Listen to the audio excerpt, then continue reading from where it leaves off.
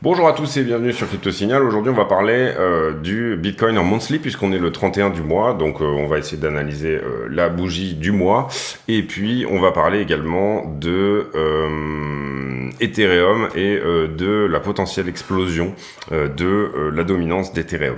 On passe en partage d'écran. J'en profite pour dire à ceux qui le souhaitent de ne pas hésiter à s'abonner, activer la cloche de notification, venir nous rejoindre sur le Discord, dont le lien est en description de la vidéo.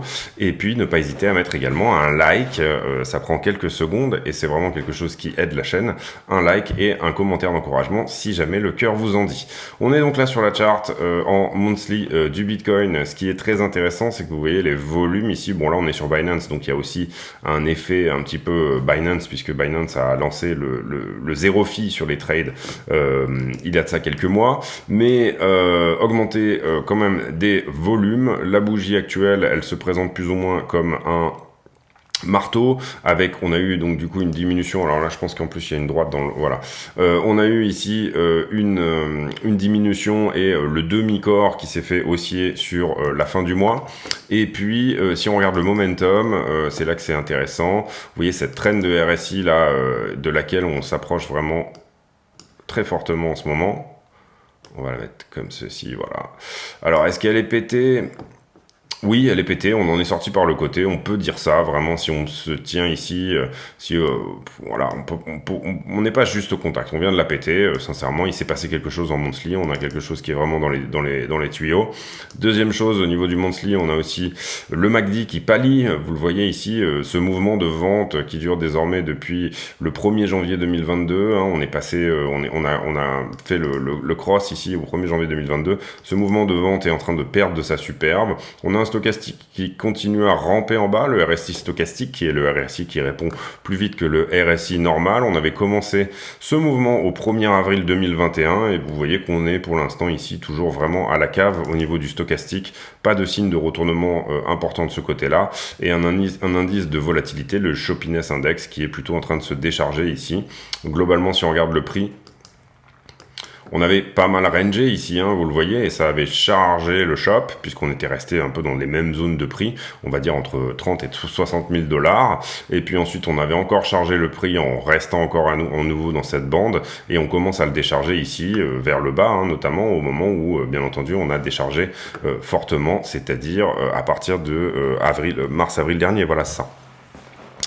Donc intéressant, est-ce qu'on est sur un retournement monthly? Oui, c'est ce qu'on peut voir en tout cas dans les chiffres, principalement moi je dirais sur le pâlissement du MACD, et la question étant maintenant où est-ce qu'on va? Pour le moment, si vous connaissez, si vous suivez la chaîne, vous savez que pour moi on fera quelque chose autour des 26-27 avant de éventuellement marquer un nouveau plus bas, ou en tout cas venir retester ce bottom des 17,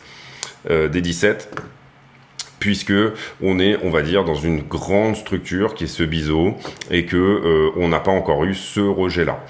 C'est-à-dire que si on considère la figure dans son ensemble, mais ça j'en ai suffisamment parlé sur la chaîne, on va pas refaire un point non plus, encore une fois, là-dessus aujourd'hui. En ce qui concerne Ether,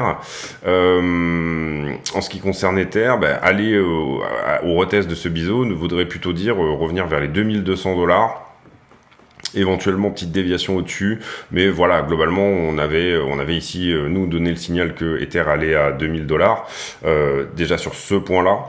Et si jamais vraiment on allait chercher un mouvement de 1 pour 1, c'est-à-dire que ce mouvement-là de 890 à 2000 $ égale celui-ci, eh bien on irait au 2700. Donc on a quelque chose ici qui nous attend dans la structure, éventuellement entre les 2002 et les 2007 sur Ether. Donc ça c'est dit, on va désormais regarder la Ether dominance, enfin Ether BTC pardon, Ether BTC qui est toujours dans cette structure de ta séance. Globalement, si jamais on donne vie à cette séance, ça nous donnerait un Ether qui vaut 0,14 BTC, c'est-à-dire un x2 de en proportionnel par rapport à Bitcoin, Ether pèserait 2 fois plus à la fin de ce mouvement. Si on regarde l'Ether dominance, et ça va être une des parties du sujet du moment, mais autant la traiter maintenant, on a aussi une séance Qu'est-ce qu'une tasse séance? C'est tout simplement ici un gros round bottom avec la petite anse ici qui est un plus petit bottom en dessous. En général, on s'attend à ce qu'elle tape les 0,50 quand même. Là, elle taperait un peu moins, je pense, hein, si on regarde le Fibo. Entre la ligne de coup et le bas. Ouais, si elle est venue chercher 0,38,2 ici, donc bon, c'est assez net. Et la target, c'est ici une balançoire, c'est-à-dire que vous prenez du plus bas de la tasse jusqu'à la ligne de coup, donc on va dire là où votre café est rempli, et vous reportez la target au point de cassure. Alors là, il y en a qui vont rigoler, mais vous comprenez qu'ici on fait des hypothèses. Le concept ici, si jamais on fait effectivement ce mouvement, eh bien c'est que à un moment donné, Ether viendra jouer avec les 57% de dominance du marché. Alors, quelque part entre la target basse qui est de 47 et la target haute qui est de 57. Et qu'est-ce que ça voudrait dire concrètement dans les faits? Ça voudrait dire un marché des cryptos énormément centralisé autour de Ethereum. Si jamais on fait ici des conjonctions et qu'on se dit, bon, admettons, si Ether doit faire ça, est-ce qu'il va le faire en bull run ou pas? Peut-être, donc c'est la question. S'il le fait en tout cas sur une partie du bull run et qu'il joue avec les 50% de dominance en admettant que la market cap totale se ramène à 2,4 trillions, elle est actuellement à 1 trillion, donc un fois 2,5 sur la market cap totale des cryptos, eh bien ça voudrait dire, étant donné qu'il y a 122 millions d'Ether, on va faire simple ici, à peu près un Ether à 10 000 $, 1,22 trillion de market cap divisé par 122 millions d'Ether égale à peu près un Ether à 10 000 $. Donc on peut ici imaginer ce mouvement comme étant vraiment une très forte centralisation des cryptos, hein, c'est-à-dire que ici Bitcoin descend à 20% de dominance globalement, Ether en pèse 50-60 et le reste des cryptos se partagent le reste du gâteau. Mais ça sera des temps de vente bien évidemment et ça sera des moments où éventuellement il faudra vendre. Toujours est-il que pour l'instant on n'a pas cassé cette ligne de coup. Donc on peut aussi avoir un rejet ici, bien évidemment, et que donc cette figure n'est pas activée. Mais cependant, je préfère je vous en parle parce qu'on est au contact de la ligne de coup vraisemblablement bientôt. Donc du coup, je trouve que c'est intéressant ici d'en parler. Moi, je joue ce scénario en grande partie pour une Ether dominance qui est vraiment ici, enfin un flipning, hein, un Ether qui passe devant BTC pour pas mal de raisons et des raisons principalement d'inflation. Hein. On a vu sur la chaîne que Ether est en train de passer déflationniste.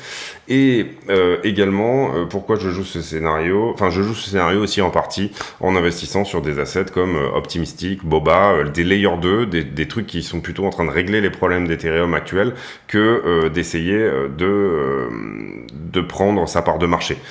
Donc, j'ai bien entendu du Solana, j'ai d'autres choses, etc. Je joue pas que ce scénario, mais en grande partie ici, sur mes investissements actuels, ou en tout cas ceux que j'ai pu faire quand on a trouvé les bottoms sur Optimistic et Boba justement, eh bien Arbitrum, toutes ces choses-là, eh bien je suis en train d'activer ce scénario en grande partie. On a fait le tour, là on va faire les news maintenant. Les news ici avec, on le voit ici, la banque centrale qui paye plus en taux d'intérêt, en dépenses de taux d'intérêt que en income, donc en revenu au niveau des taux d'intérêt. Donc ça c'est intéressant. On aura un meeting de la Fed dans 2 jours, donc on va voir éventuellement ce que va faire la Fed. Ici Dogecoin, beaucoup de liquidations ce week-end, puisque beaucoup de gens sont rentrés sur Doge un peu tardivement. Et donc du coup, eh ben ils se sont fait rect, hein, comme pas mal, sur cette idée que Elon Musk va utiliser Twitter comme un laboratoire des cryptos, excusez-moi. Et donc du coup, effectivement, utiliser potentiellement le Doge comme il l'avait promis pour faire tout ça. Ici à Hong Kong, on lance un ETF autour de la crypto, donc ça c'est bien puisque Hong Kong est désormais plus ou moins de facto chinois, donc c'est plutôt une bonne chose. Je ferai un sujet sur la Chine et le Bitcoin dans pas très longtemps, j'ai eu des articles intéressants qui m'ont été envoyés par des abonnés, etc. Donc du coup, je pense que je ferai un sujet autour de ça. Je dois encore fomenter un petit peu et travailler sur à quel point les banques sont accessibles au niveau des exchanges, etc. Donc voilà, je vous sortirai ce sujet dans la semaine, je pense. Ici, en Argentine, des crypto holders qui sont repris au niveau des taxes. Là, le calendrier, il est pas très compliqué, hein, cette semaine. La vraie échéance, ça sera mercredi 2. 2 p.m. Eastern Time, vous savez qu'on a changé d'heure, donc dorénavant Wall Street ouvre à 14h30 au lieu de 15h30 comme c'était le cas habituellement chez nous. Et ici pour le FOMC announcement, je vous avais annoncé 20h mais j'avais pas pris en considération qu'on allait changer d'heure, et en l'occurrence ça sera plutôt 19h. Donc mercredi à 19h, soyez devant vos écrans, soyez en position si vous êtes trader, voilà, essayez de jouer un mouvement avec un risk management maîtrisé, parce qu'il va y avoir de la volatilité, et ça c'est des journées que nous on adore en tant que trader. Et également du coup à 19h30, donc à 19h on annonce, les taux seront annoncés, hein, quels taux vont être pratiqués par la Fed, quelle hausse de taux va être pratiquée par la Fed, et à 19h30 on aura la conférence de presse de Jérôme Powell qui nous donne pas mal de volatilité également, selon si le marché considère que Jérôme Powell est plutôt anti-inflationniste, c'est-à-dire hawkish, ou alors accommodant au niveau politique monétaire, c'est-à-dire dovish. Sur MarketWatch, Future Points to Lower Start, donc les futurs, c'est-à-dire tout ce qui cote un petit peu, qui n'est pas dans les heures d'ouverture, qui montre un départ plutôt vers le bas, alors que le Dow montre des vues pour faire un record en octobre. On va aller regarder les marchés puisqu'ils ouvrent là, ils sont en train d'ouvrir, donc on va aller faire un tour après dessus directement. On va aller voir ça même tout de suite. 14h30, on est sur quoi? Est-ce qu'on a des gaps qui se sont ouverts? Est-ce que on a quelque chose ici qui nous dit que on va pointer en bas ou pointer en haut? Pour l'instant, on a un Nasdaq qui ouvre très légèrement baissier, mais c'est très léger, et on a un S&P 500 qui ouvre très légèrement baissier aussi. On va faire le sentiment, évidemment, bien évidemment.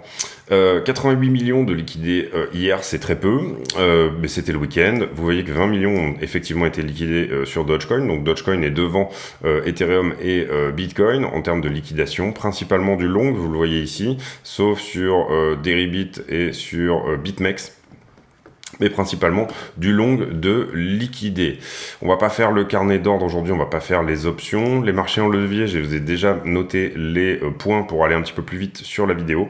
Concrètement, on a marqué ici un nouveau point de short au 1638 sur Ether et un nouveau point de long au 1560 sur Bitcoin.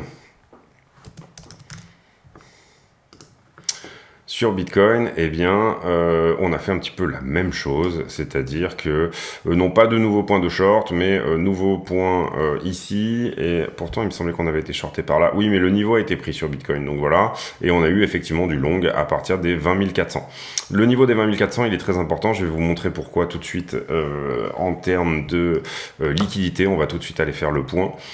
Sur les poches de liquidité, vous voyez qu'on a plus de shorters désormais que de longueurs, même si on est plutôt même à l'équilibre hein, là actuellement. Donc on a beaucoup de longues qui ont également fermé leur position sur ce mouvement. C'est plutôt pas mal parce que c'est un mouvement dans lequel personne ne croit, tout le monde prend des profits très vite, et finalement c'est ce qui peut engendrer des mouvements plus importants. Sur Ether, on a plus de longueur que de shorter, mais c'est très faible. Vous voyez, on est à 4 ou 5 milliards. Et concrètement, on avait cette grosse position ici qui s'était ouverte, qui a tout de suite été nettoyée. Donc ce qu'on attendra, c'est de voir comment se construisent les prochains niveaux sur Ether. On regarde la heatmap maintenant en 12 heures. Vous voyez qu'on a bien nettoyé ici ce point-là jaune sur ce mouvement-là. Et pour le moment, on n'a pas de densification des shorts, pas plus que ça. En tout cas, ils se sont densifiés avant le week-end, avant le 30, mais ce week-end on n'a pas forcément ici forcé sur cette zone au-dessus. Par contre on a renforcé, vous voyez, la zone du dessous. Donc en l'occurrence ici ça nous dit plutôt attention, en position fraîche on pourrait vouloir venir prendre quelque chose au 20,3 et nettoyer un petit peu de tout ça. On va voir désormais comment se comporte le marché, est-ce que ça rentre plutôt en long ou en short. Attendez-vous en tout cas à beaucoup de volatilité d'ici mercredi. Là on est sur la heatmap en 7 jours, par contre on est sur BitMEX. Hop, on va se remettre ici comme ça. Donc la heatmap en 7 jours, vous voyez qu'on là on a du monde au-dessus, hein, jusqu'au 22 maintenant, hein, on a vraiment forcé 21,6, voilà. Et en dessous, on a du monde sous les 20 000 $ à 19,9. Je vais refaire juste le 12 heures, puisqu'on n'était pas sur le bon exchange. J'ai redémarré l'ordinateur tout à l'heure et du coup ça m'a un petit peu... oui, bon, bah, globalement c'est ce qu'on voyait quand même, c'est-à-dire prise ici de liquidité et renforcement ici à 20 400 de liquidité. On pourrait faire ici un retracement, un mouvement au 24, ça serait pas forcément choquant. Néanmoins, pour le moment, moi je reste globalement plutôt haussier sur cette histoire, y compris à petite échéance. Pourquoi ça ?